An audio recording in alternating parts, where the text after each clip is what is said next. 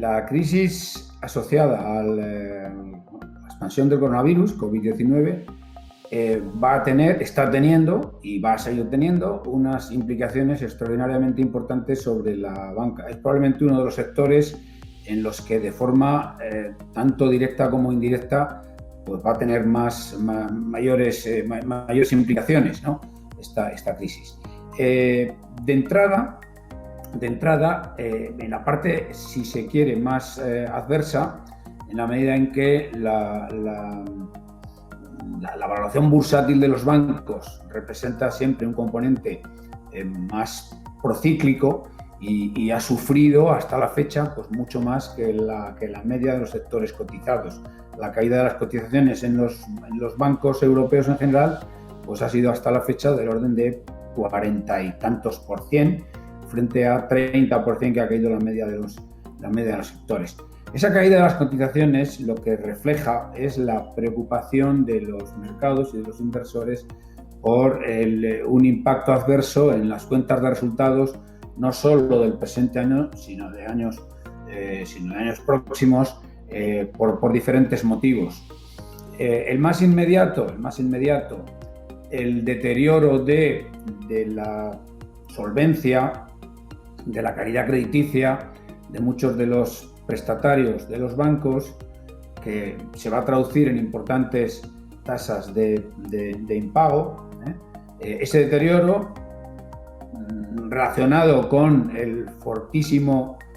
importante frenazo que se le está metiendo a la economía como forma de detener la expansión incontrolada del virus, pues obviamente tiene un impacto en una importante cadena de impagos, de deterioro de la calidad crediticia, que a los bancos les afecta de forma tremendamente importante. Y los mercados bursátiles recogen una anticipación,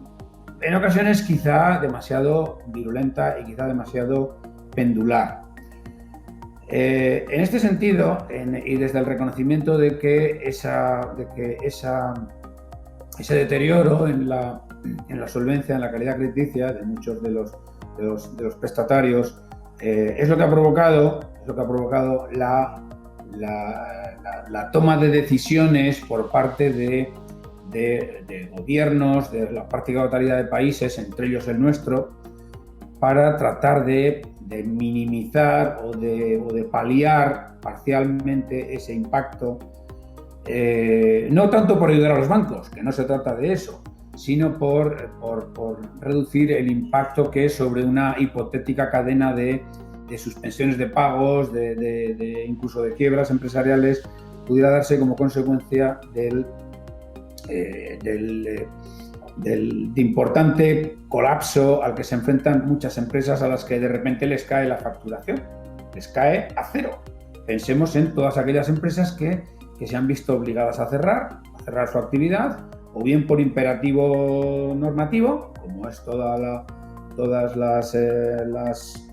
cadenas de distribución, restaurantes, bares, tiendas de todo tipo, pero también las que sufren este impacto como consecuencia de la interrupción en las cadenas de suministro, en las cadenas de producción. Bien, en este sentido, una de las principales actuaciones de los gobiernos en la práctica totalidad de países, y el nuestro no ha sido una excepción, no ha sido el primero, pero tampoco ha sido el último. En este sentido hay que reconocer que Alemania fue probablemente el país que primero tomó decisiones drásticas en este sentido, pero bueno, España pues con tres días con posterioridad, pero también las han tomado Francia, las ha tomado Italia, las ha tomado Estados Unidos, que es poner encima de la mesa un muy importante volumen de línea de aval público del entorno de unos 100.000 millones, que lo que anda buscando es que los bancos, ante esa posible o probable cadena de impagos empresariales, no corten el flujo de financiación, no sean insensibles a que la actividad productiva tiene que continuar Y entonces esta línea de avales, precisamente lo que anda buscando es que los bancos cuenten con unos mecanismos de aval parcial,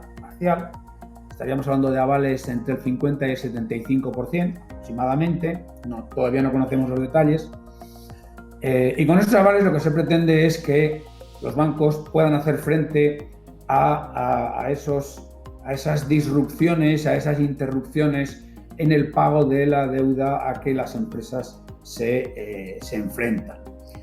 Esto es muy importante y el papel que tiene que jugar la banca en este sentido es fundamental. Y por eso me gustaría un poco también cambiar el tono, y si hemos empezado hablando de efectos adversos sobre la banca, pues reconozcamos que la banca tiene un muy importante papel que jugar para evitar que esas disrupciones en los flujos empresariales se conviertan en un parón total para el conjunto de la economía. Los bancos juegan un papel muy importante en lo que es la circulación sanguínea, la circulación sanguínea, que es el mecanismo de pagos y lo que es el mecanismo de flujos financieros. Y en particular, un muy elevado número de empresas, sobre todo de pequeñas y medianas empresas, de autónomos, pero también no olvidemos de empleados de esas empresas que en ocasiones, o que con una extraordinaria intensidad, se ven obligadas a hacer cierres temporales, con esos ERTEs, expedientes de regulación temporal de empleo, que es otra de las medidas que ha sido contempladas en el Real Decreto 8/2020, que fue publicado ayer, anunciado anteayer por el presidente del Gobierno y publicado ayer. El rol de la banca es fundamental para suministrar el flujo sanguíneo al conjunto de la actividad productiva, a empresas, a autónomos y a los empleados que ven su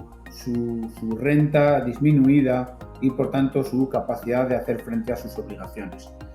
Y esta es la otra de las patas que el reciente Real Decreto incorporó, cuál es la de una moratoria hipotecaria. Aquellos hogares que por razón de entrar en el desempleo o ser objeto de ERTEs, o por razón de caída en rentas, en el caso de autónomos, en el caso de pymes, de rentas superiores al 40%, el Gobierno, mediante el Real Decreto, ha puesto encima de la mesa una moratoria en el pago de las cuotas y de las cuotas hipotecarias, tanto de la amortización como de los préstamos. De nuevo, esto implica una muy importante participación de la banca. Y con esto yo querría referirme a algo que el presidente del Gobierno dijo en su presentación del paquete de medidas en la tarde del martes. El presidente del Gobierno dijo: hay una muy importante decisión por parte del Gobierno, por parte del sector público, pero hay una muy importante implicación por parte de sectores privados. Y sin duda, uno de los sectores privados que mayor involucración tiene que tener en la solución de esta crisis, porque también es de los que más sufren, es el bancario. Y en este sentido, el sector bancario asume porque lo tiene que asumir, porque así viene en el Real Decreto, que durante el periodo que dura la moratoria, durante el periodo que se acojan a la moratoria, esos deudores hipotecarios no cobrará intereses y no cobrará cuotas. Y esto tendrá algunos impactos en sus cuentas de resultados, obviamente. Y en todo caso, lo que sí que se ha hecho por parte del Gobierno y del regulador, en este caso Banco de España, como también así lo han hecho en otros países europeos que han adoptado medidas similares, es que en la medida en que esa moratoria viene impuesta por una razón de emergencia nacional y se estima que tiene un carácter temporal, transitorio, y que esto es una crisis muy severa, pero de duración razonablemente corta o media, y en eso todos confiamos. Si se extendiese más de la cuenta, pues habría que replantear algunos de las decisiones que se han tomado, pero en la medida en que sea una crisis transitoria de la que se sale y por tanto esa moratoria es también transitoria y temporal, el regulador reconoce que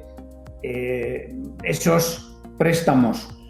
que se acogen a la moratoria, esos préstamos hipotecarios que se acogen a la moratoria y que por tanto dejan de pagar intereses y cuota de amortización, no cabe considerarlos como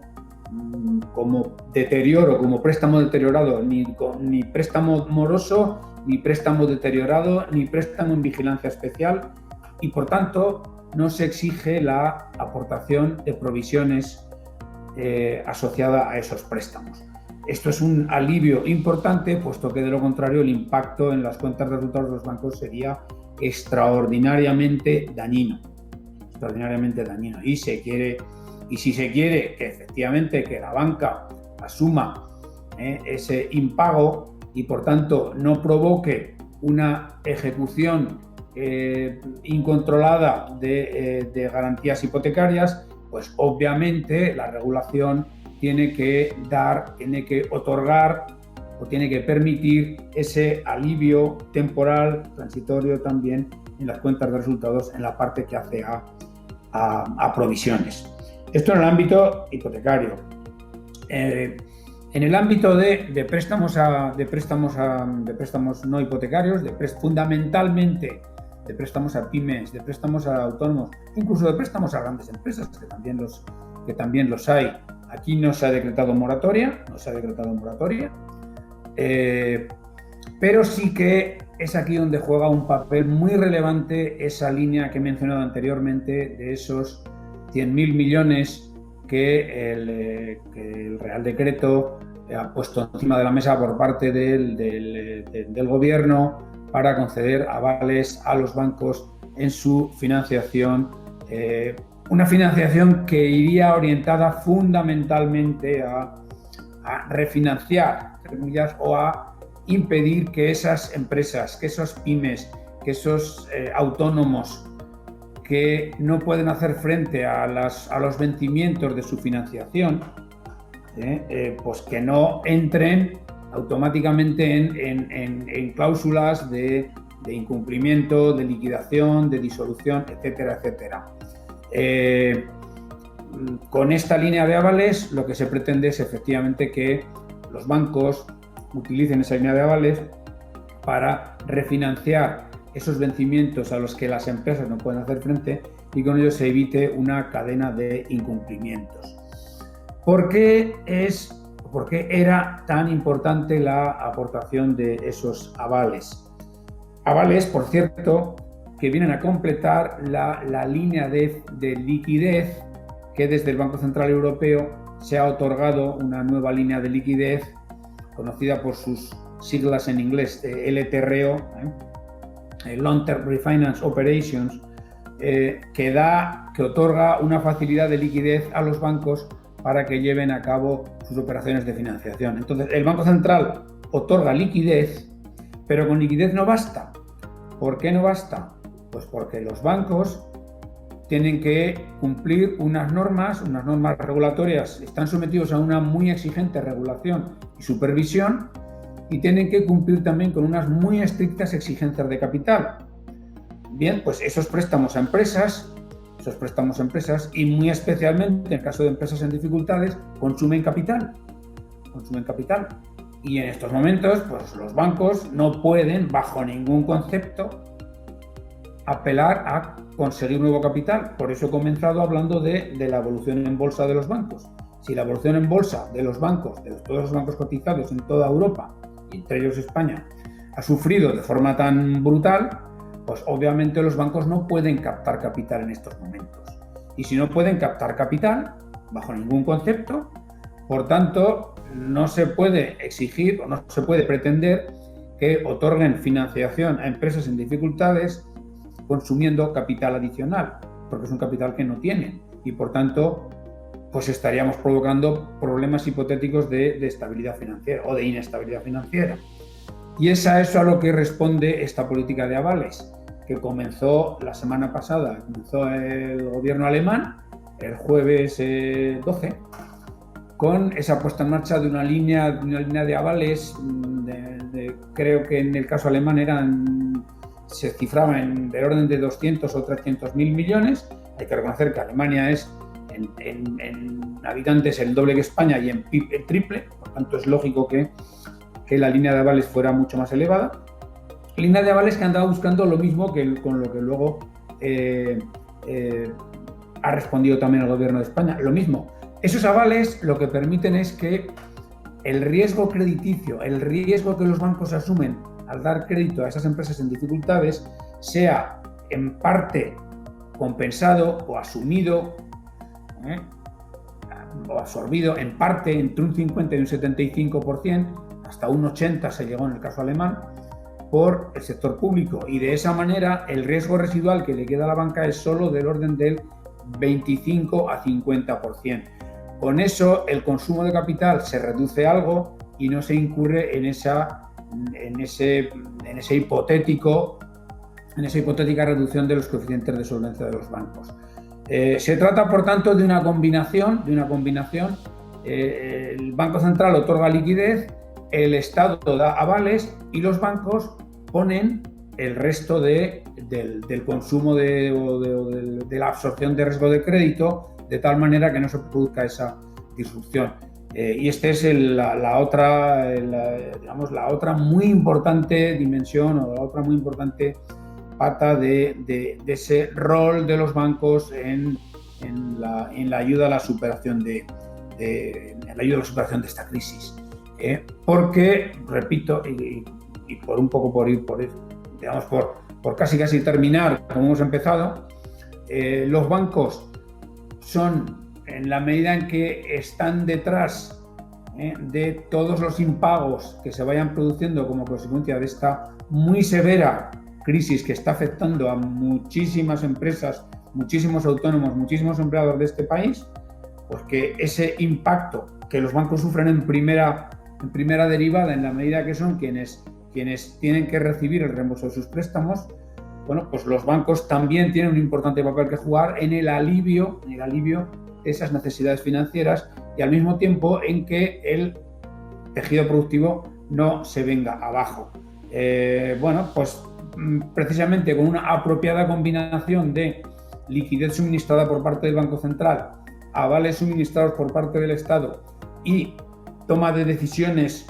extraordinariamente proactiva por parte de los bancos, se consiga pues paliar,